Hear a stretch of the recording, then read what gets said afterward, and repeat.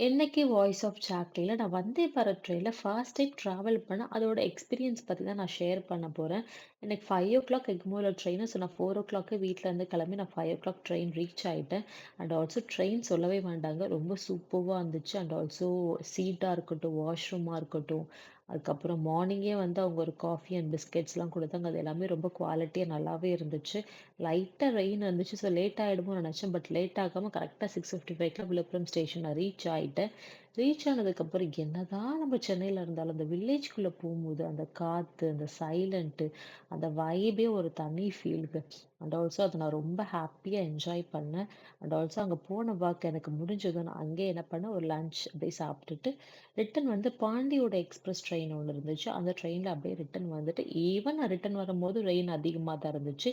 And also நான் சென்னை வந்ததுக்கப்புறம் ஒரு குட்டியா ஒரு ஸ்நாக்ஸ் சாப்பிட்டு முடிச்சுட்டு, ஃபைனலா நான் சென்னைக்கு ரீச் ஆயிட்டேன்.